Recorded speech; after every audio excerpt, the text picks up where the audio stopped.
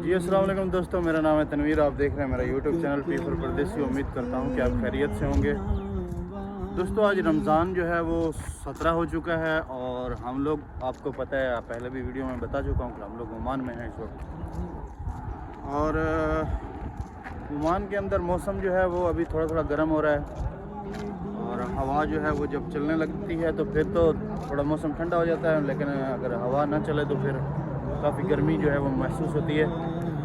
और आज हम थोड़ी सी आपको इन्फॉर्मेशन देने वाले हैं। रहने का है खर्चा वो कितना आ सकता है और रूम रेंट कितना आ सकता है और उसकी सैलरी जो है वो कितनी हो सकती है यहाँ पे, मैक्सिमम और मिनिमम। और उसके बाद जो है वो बंदा जो है वो यहाँ पर आके मतलब कितने जो है वो अर्निंग कर सकता है और कितना उसका जो है वो लॉस होता है। तो आज यही हम बातें करेंगे। साथ में हम थोड़ा मार्केट में जा रहे हैं, वहाँ से कुछ भाई साहब को सामान लेना है, तो साथ में थोड़ा सामान भी ले लेते हैं और साथ में आपको थोड़ी इन्फॉर्मेशन भी दे देते हैं। तो यहाँ पर अगर डिपेंड करता है थोड़ा सिटी एरिया या फिर थोड़ा आउट साइड एरिया। ओमान की 2 सिटी जो हैं वो बड़ी हैं, एक सलाला और एक मस्कत। उसके बाद जितनी भी सिटी हैं वो छोटी छोटी सिटी हैं। मस्कत और सलाला में अगर बात की जाए तो वहाँ पर रूम रेंट जो होता है तकरीबन वो 50 रियाल के भी अराउंड हो सकता है। डिपेंड करता है कि कैसे आप जो है वो लोकेशन में रह रहे हैं। आप 6-7 लोगों के साथ रह रहे हैं तो फिर तो आपको तकरीबन 10 रियाल 20 रियाल में भी हो जाएगा खाली जो रूम रेंट है। और अगर आप उससे भी अच्छी लोकेशन में तो फिर आपको 30 रियाल भी देने पड़ेंगे। और अगर आप मतलब जिस एरिया में हम रह रहे हैं इसमें तो 10 रियाल जो हैं वो एक शख्स का जो है रूम रेंट वो होता है।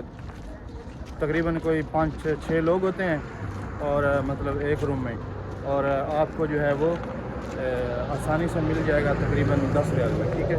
और 2 रियाल वाईफाई वगैरह के होते हैं। ये खाने के अलग है, इसमें खाना इंक्लूड नहीं है, ठीक है जी। तो भाई साहब फरमा रहे थे कि भाई रूम रेंट अकोमोडेशन कोई बंदे को भाई नहीं भी समझ आती, सीधी सी बात है। खर्चा ये रहने का मतलब रहने का खर्चा, जो रहने का खर्चा है वो 10 से 15 रियाल आपको आ सकता है। सही है जी, होन सही है जी। रहने का खर्चा खाली रहने बगैर रोटी पानी तो अच्छा। उस तो बाद जी रोटी पानी की गल आ गई। अगर आप खाने की बात करें तो सरकार खाने का जो खर्चा है वो भी तकरीबन 10 रियाल 15 रियाल आ जाता है, ठीक है। अभी 10-15 रियाल रहने का खर्चा और 10-15 रियाल खाने का खर्चा, टोटल कितना हो गया? तकरीबन अराउंड 30 रियाल। 30 रियाल के आसपास जो ओमानी रियाल एक जो बनता है पाकिस्तान का 720 रुपया ओमानी रियाल, ठीक है। हर कंट्री के रियालों का अलग अलग रेट है। सऊदी रियाल का अलग रेट है, कतरी रियाल का अलग रेट है और ओमानी रियाल का अलग रेट है। ओमानी रियाल जो है वो 30 रियाल जो है वो रूम के और रहने के, जिस सारी एरिया में हम रह रहे हैं इस एरिया में तकरीबन 30 रियाल आपको आ सकते हैं।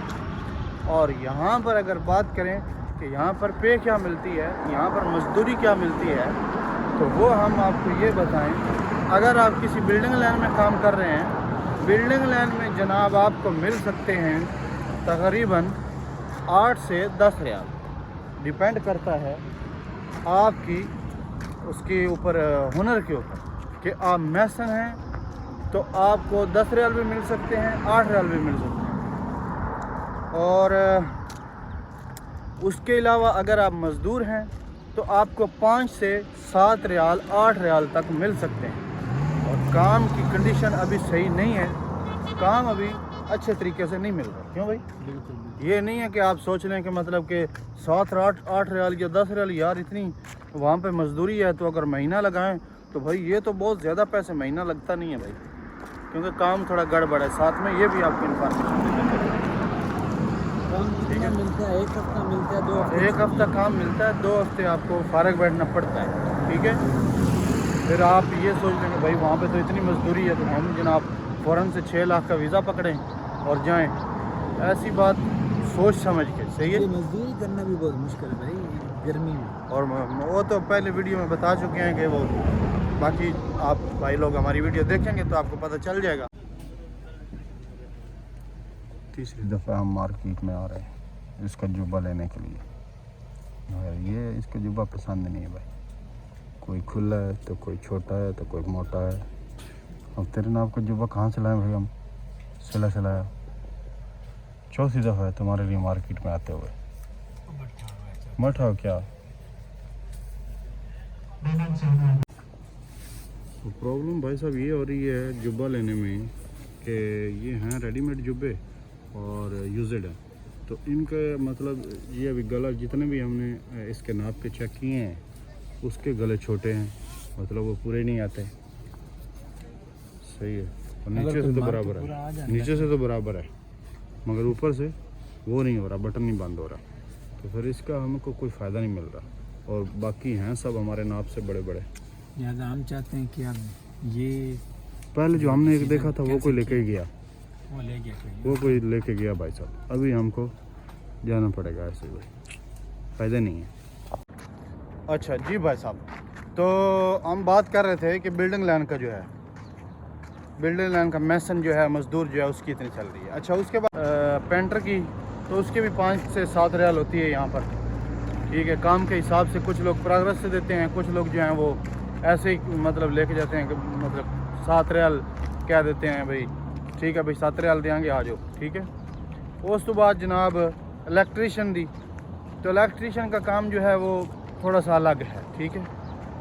वो अगर आप ठेके पर करते हैं या अपनी तरफ से करते हैं तो उसकी जो है वो अलग अपना होती है मजदूरी, या फिर अगर आप किसी के साथ जाते हैं तो फिर उसका दिहाड़ी वाला हिसाब नहीं होता, उसका ये नहीं, उसका हुनर अच्छा है तो उसके पैसे भी अच्छे होते हैं, ठीक है। अब उसके बाद कर लेते हैं, उसके बाद जो है तो जनाब उसके बाद जो है हम बात कर रहे थे सुपर मार्केट में या फिर किसी शॉप में या फिर किसी दुकान पर या फिर जनाब किसी भी जो ऐसे मतलब हेल्पर के काम हैं छोटे मोटे, उनमें क्या सैलरी होती है। तो भाई साहब उनमें सैलरी होती है 120 रियाल 110 रियाल, और उसमें खाना जो है वो अपना होता है और रूम जो है वो कंपनी प्रोवाइड कर देती है, ठीक है।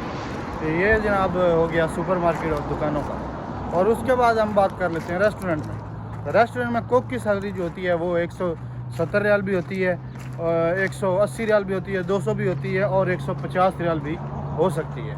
यानी जिमें तुसी काबू आ गए उन्होंने काबू तो कर लेना। वेटर जो है उसकी सैलरी जो है वो 120 100 भी होती है, 120 भी होती है। खाना वाना रिहाइश रूम जो है वो रेस्टोरेंट में होता है, ठीक है, रेस्टोरेंट की बात कर रहा हूँ। क्लीनर जो है उसकी भी इतनी होती है अराउंड 100 रियाल 110 रियाल। खाना रूम जो है वो कंपनी दे देती है, ठीक है, रेस्टोरेंट में। अब उसके बाद जनाब आ गया वर्कशॉप में। अगर कोई पेट्रोल मैकेनिक है, अगर कोई दूसरा मैकेनिक है तो उसकी भी सैलरी जो है वो सेम ही होती है 120 रियाल 110 रियाल, ठीक है। और खाना रूम जो है वो कभी अरबाब दे देता है, कभी कभी बल्कि ज़्यादा दे ही देता है, ठीक है, जो वर्कशॉप में लोग काम करते हैं, ठीक है। मैकेनिक, ठीक है, इलेक्ट्रॉनिक्स मैकेनिक है या फिर पेट्रोल मैकेनिक है या फिर जो भी मैकेनिक है, उसकी भी 120 या फिर कंप्रोमाइज़ उसके ऊपर लक के ऊपर करता है कि वो अपना अरबाब के साथ कंप्रोमाइज़ करके उसके साथ मतलब ज़्यादा भी वो ले सकता है। तो भाई साहब अभी ड्यूटी की बात करें, इन सारे शोबों में ड्यूटी कितनी होती है, कितने घंटे जो है वो हमको काम करना पड़ता है, तो उसके बाद जाके जो है वो हमें ये सैलरी जो है वो मिलती है। तो ड्यूटी जो है वो तकरीबन सेम है, हर शोबे में सेम ड्यूटी होती है 12 घंटे। रेस्टोरेंट में 12 घंटे होती है लेकिन 13-14 घंटे भी ले लेते हैं। वर्कशॉप है उसका भी यही हिसाब होता है, और जो सुपर मार्केट्स या शॉप्स वगैरह हैं उनमें भी यही हिसाब होता है। 12 घंटे 10 घंटे आपको मस्ट ड्यूटी करनी पड़ती है, तभी जाके आपको जो है वो यही सैलरी मिलती है, ठीक है। और छुट्टी वगैरह रेस्टोरेंट में तो होती नहीं है। बाज़ दफ़ा ये जो यहाँ पर शॉप्स हैं होती है छोटी छोटी, उनमें भी छुट्टी वगैरह नहीं होती। मार्केट में भी छुट्टी वगैरह कोई नहीं देते ये लोग। इसी सैलरी में ये लोग पूरा हफ्ता 7 दिन काम करवाते हैं भाई साहब, और जो है वो छुट्टी वगैरह कोई नहीं है। मतलब कि मार्केट जो है उसमें शायद होती होगी, मैंने तो नहीं देखा किसी शोबे में भी मतलब कि छुट्टी वगैरह जो है मिलती है। छुट्टी वगैरह कोई नहीं हफ्ते में, लगातार मजदूरी में। वो बिल्डिंग लाइन में छुट्टी हो जाए तो हो जाए, हमारे काम में कोई छुट्टी नहीं जनाब, दबो दब तो दे सके। तो अगर आप आना चाहते हैं तो ये इन्फॉर्मेशन है आपके लिए ये वीडियो जो है हमने बना दी है। और एक दोस्त भाई ने जो है वो पूछा भी था तो इसके लिए हमने वीडियो बना दी है। सही है, तो इंशाल्लाह मिलेंगे अब नेक्स्ट वीडियो में। तब तक लिए हमको इजाज़त दीजिएगा, साथ में मुझे और हाफिज़ साहब को इजाज़त दीजिए, और साथ में चैनल जो ये है भी- उसको सब्सक्राइब यार कर लेंगे आप। हाफिज़ हम जी, अपनी आप लोगों के लिए इतनी मेहनत कर रहे हैं, तो आप लोगों को ख्याल करना चाहिए हमारा भी ख्याल करो यार। तो हम लोग आपके लिए नई नई बातें लेके आते हैं। हाँ, आपकी सपोर्ट करो यार, सपोर्ट करो। जब नया आदमी आता है उसके लिए आसानी पैदा होती है। हाफिज़ आप सपोर्ट करो। हम सब भाई हमारे चैनल को सपोर्ट करें, सब्सक्राइब करें, लाइक करें, शेयर करें। बहुत शुक्रिया। अल्लाह हाफिज़ नासिर।